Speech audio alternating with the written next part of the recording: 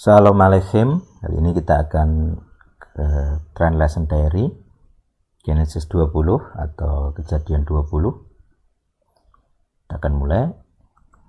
Abraham berangkat dari sana menuju tanah selatan. Ini Negev ya biasanya sebutannya. Dan menetap di antara Kades dan Sur. Nah, ini kata sambungnya harus enak. Lalu dia menumpang di Gerar. Mengenai Sarah istrinya, Abraham mengatakan, dia adalah saudara perempuanku. Jadi begitu Abimelek lihat Sarah jadi nafsu ya.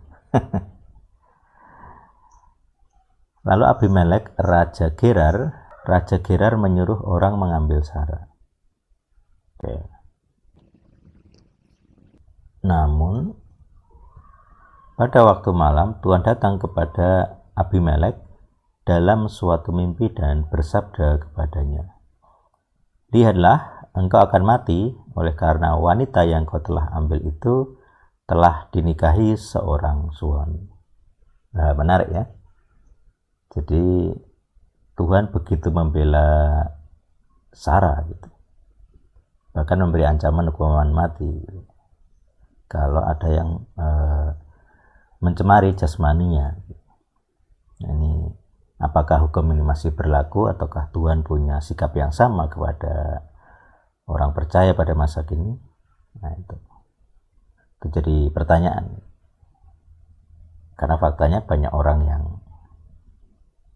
wanita itu mengalami hal seperti ini dan Tuhan tidak membela.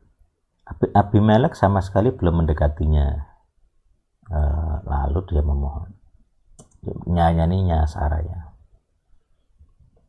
Kemudian dia memohon, ya Adonai, akankah engkau membunuh bangsa yang tidak bersalah? Bukankah dia sendiri yang telah mengatakan kepadaku, ia saudara perempuanku? Dan dia sendiri pun mengatakan, ia saudara laki-lakiku.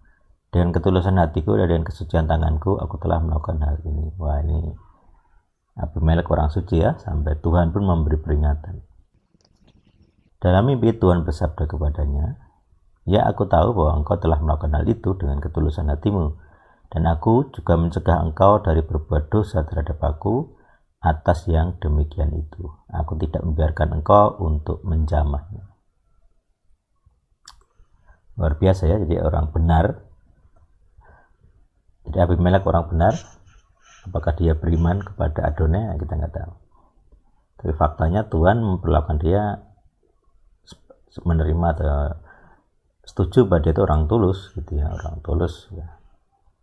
Sekarang kembalikanlah istri orang itu karena dia adalah seorang nabi.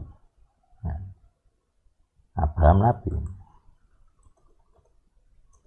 Dia akan berdoa untukmu dan engkau akan tetap hidup.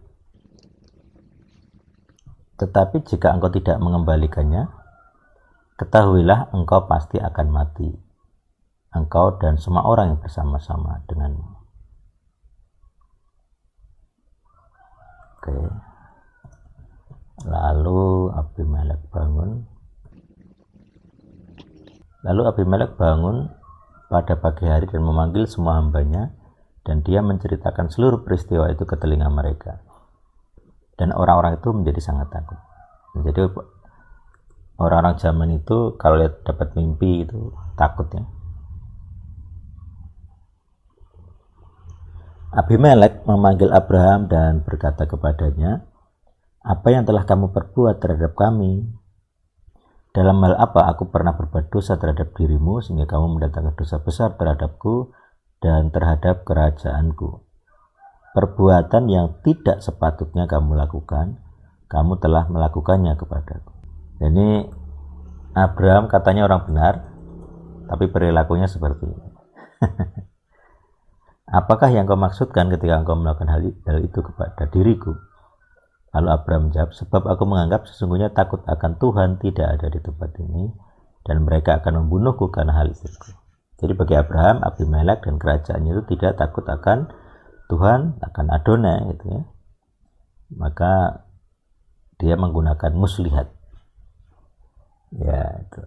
Jadi perilaku muslihat ini dari Sarah punya muslihat, Abraham punya sifat muslihat, nanti di keturunan mereka seperti Yakub juga punya muslihat gitu ya. Itu sifat turunan. Begitu juga kutuk keturunan gitu ya. Pendusta. Lalu Abraham menjawab, sebab aku menganggap itu, lagi pula dia memang benar-benar saudara perempuanku, anak perempuan dari ayahku, hanya bukan anak perempuan dari ibuku dan dia menjadi istri. Jadi dia saudara tiri ya berarti ya. Lalu terjadilah, ini biasanya Yihyah itu ya, ayah. Ketika Tuhan buat aku mengembar dari rumah ayahku dan aku berkata kepadanya,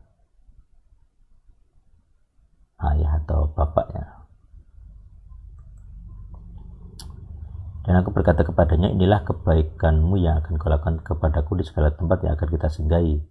Katakanlah tentang diriku, ia adalah saudaraku. Selanjutnya Abimelek mengambil kawanan domba dan kawanan lembu dan budak-budak, kawanan domba, kawanan lembu, budak-budak, dan hamba-hamba perempuan. Oh, dapat hamba perempuan juga. Lalu dia memberikan kepada Abraham.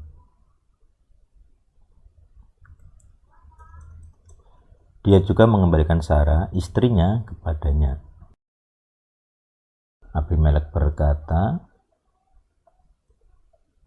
lihatlah negeriku ini ada di hadapanmu, menetaplah di tempat yang baik menurut pandanganmu.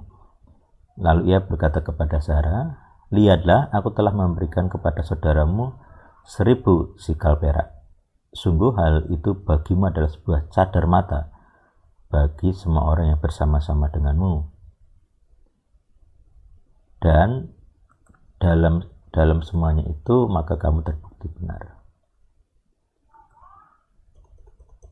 Abraham berdoa kepada Tuhan dan Tuhan menyembuhkan Abimelek dan istrinya dan para wanita pelayannya dan mereka melahirkan. Lalu Tuhan menyembuhkan Abimelek dan istrinya dan para pelayan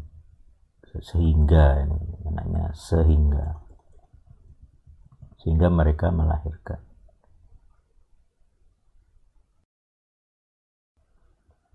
Sebab Adonai telah benar-benar menahan setiap kandungan di istana Abimelek karena hal Sarah istri Abraham. Oke, nah itu. Jadi kesimpulan dari pasal 20 ini menarik. Orang benar bersalah, berdosa, tapi dibela Tuhan. Itu ya legal grand orang terpilih ya.